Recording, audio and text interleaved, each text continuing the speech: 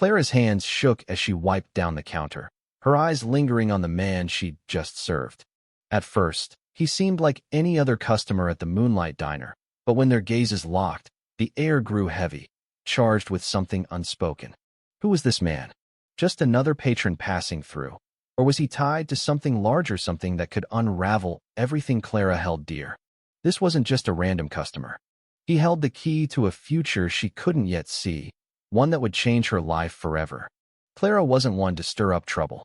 She kept her head down, did her job, and treated everyone with the kindness she'd been raised to show. Work hard, respect others, stay out of the fray, that was her mantra. But sometimes, doing the right thing comes at a cost, and tonight, Clara was about to learn that lesson the hard way. For nearly 3 years, the Moonlight Diner had been her second home. It was a modest spot on the edge of Willow Creek, wedged between a gas station and a laundromat.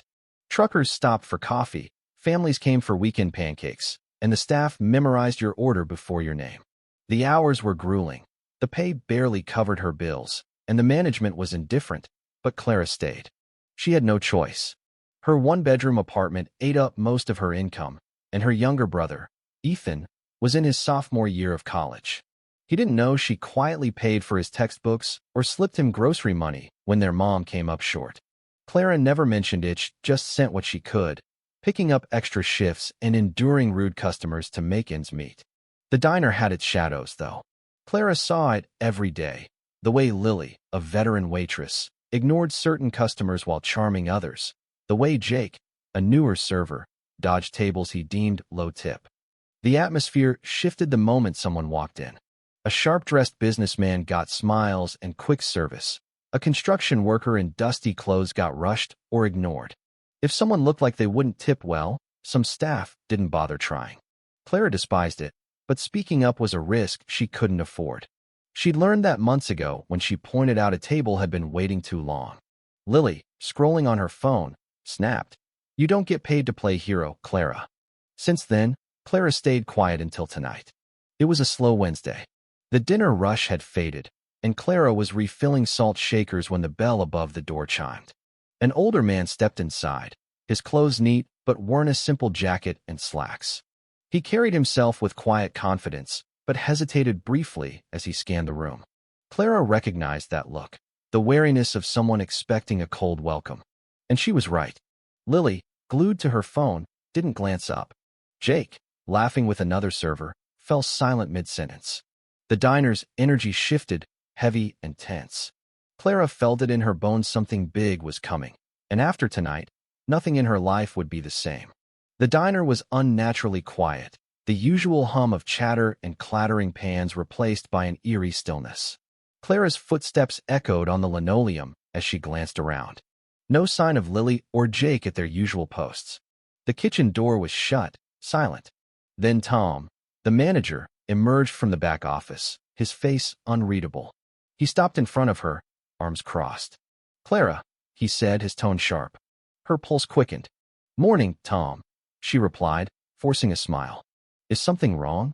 He didn't answer immediately, studying her with an intensity that made her want to shrink. Finally, he said, "We need to talk in my office."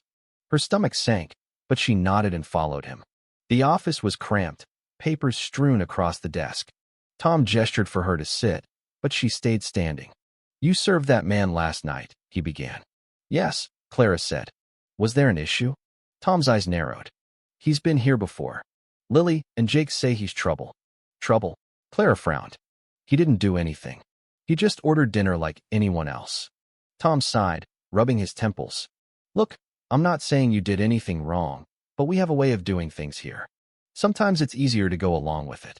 Clara's fists tightened. "So because Lily and Jake didn't want to serve him, I should have ignored him too?" Tom's silence spoke volumes. "No," Clara said firmly. "That's not right. I won't treat someone differently just because." The door swung open. Lily stepped in, arms folded, a smirk playing on her lips. "Problem?" Clara turned, anger flaring. "Yes, the problem is how we're treating people here." Tom stood, holding up a hand. "That's enough, Clara. Let's not make this bigger than it needs to be." "It's already a big deal," Clara shot back, meeting his gaze. "And it won't change unless someone says something." Lily snorted. Good luck with that. Without another word, Clara stormed out of the office. She didn't know what would happen next. Maybe she'd just burned her bridges. Maybe her life at the diner would get harder, but she'd made her choice, and she wouldn't regret it.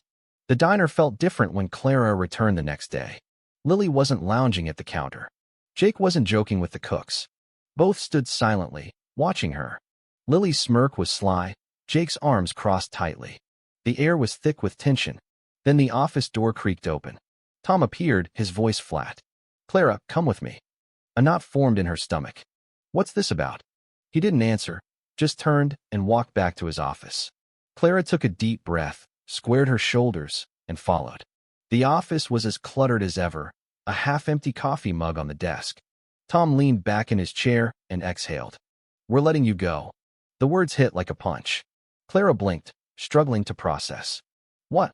It's not working out, Tom said, his face blank. Not working out. She let out a bitter laugh. I've been here almost 3 years. Never missed a shift, never late. Tom sighed, as if annoyed by the conversation. It's a decision we've made. Clara's throat tightened. This is because of last night, isn't it? Tom didn't confirm, but his silence was answer enough. Her face burned. So I get fired for doing my job? You can collect your final paycheck next week, Tom said, dismissing her. Clara's fists clenched.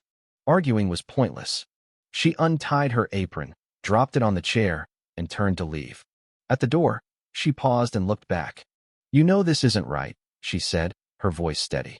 Tom didn't flinch. Clara shook her head and walked out. In the dining area, Lily leaned against the counter, her smirk now a full grin. Jake wiped the table, barely hiding his satisfaction. They'd been waiting for this. Clara's anger surged, but she wouldn't give them the pleasure of a reaction.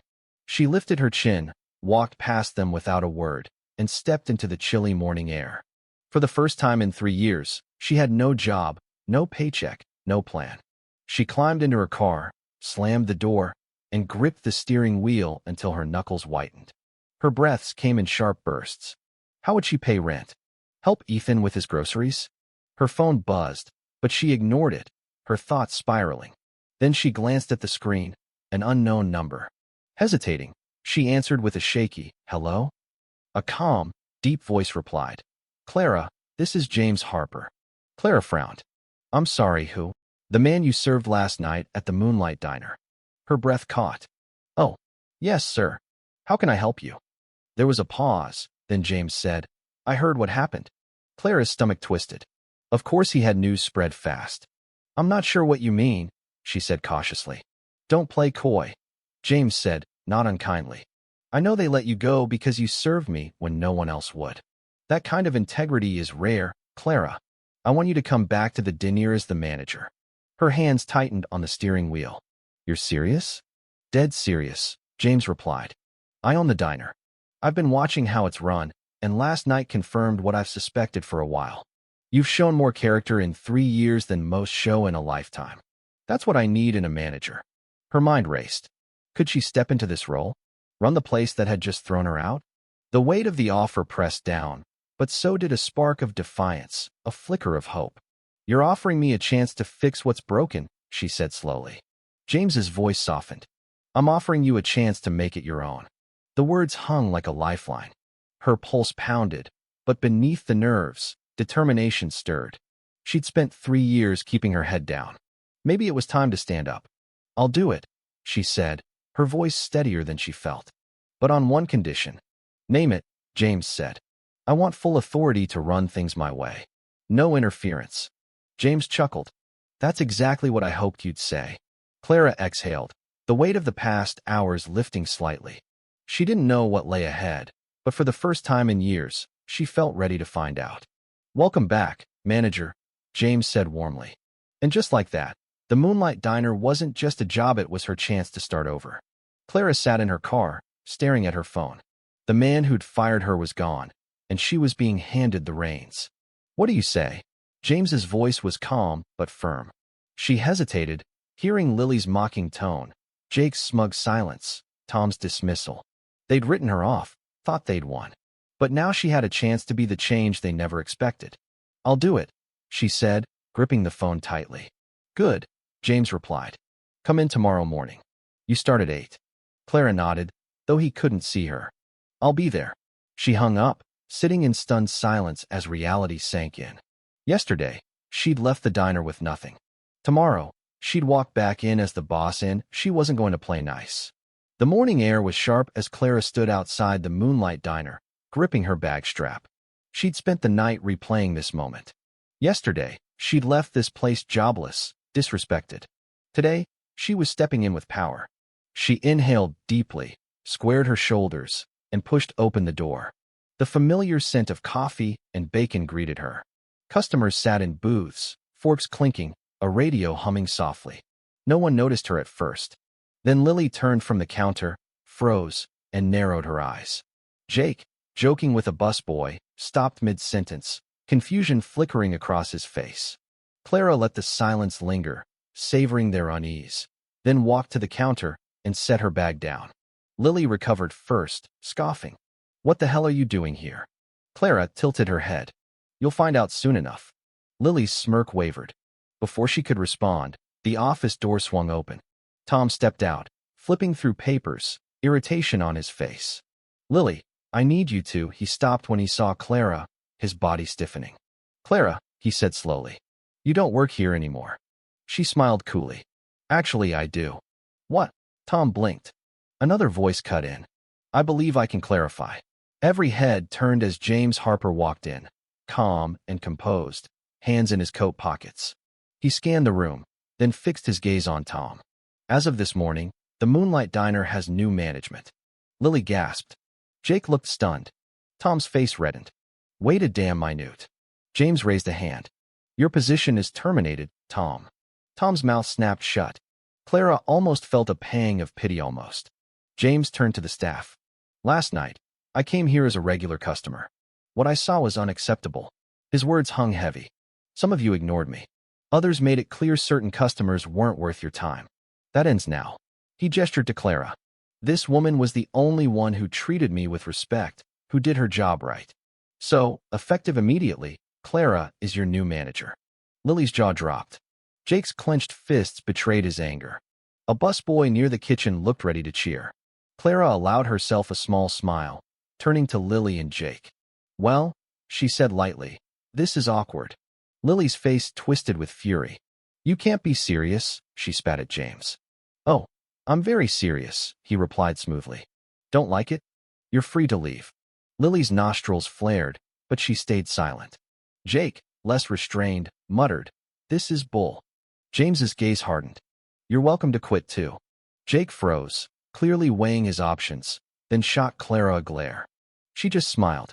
Looks like we've got some adjusting to do, she said, her tone firm but calm. Let's get to work. Lily stormed to the coffee machine, muttering. Jake grabbed a rag, his frustration evident in every swipe. James gave Clara a nod. I think you'll do just fine. She exhaled, watching the diner settle into its new reality, one where she was in charge. For the first time in 3 years, she felt respect. The weeks that followed were tough, as Clara expected. Lily barely spoke to her, her smugness replaced by sullen silence. Jake sulked through shifts, staying only because he had no better options. Others who'd thrived on the old culture of favoritism either adapted or left. Some quit abruptly when it became clear the unspoken rules about worthy customers were gone. Clara didn't mind. She wasn't here to win friends, she was here to set things right. Her first days as manager were spent observing who worked hard, who resisted, who needed guidance. Slowly, the diner began to change. Customers noticed the difference. Service was faster, fairer. Clara's rules were simple. Treat everyone the same. Do your job well. Those who couldn't handle it didn't last long. One evening, as Clara locked up, she paused outside the diner, looking at the neon moonlight sign glowing against the night sky. 3 years ago, she'd been a server scraping by, keeping her head down. Now, she was the one calling the shots. It wasn't easy, and the road ahead would be rough, but for the first time, she felt like she was exactly where she was meant to be.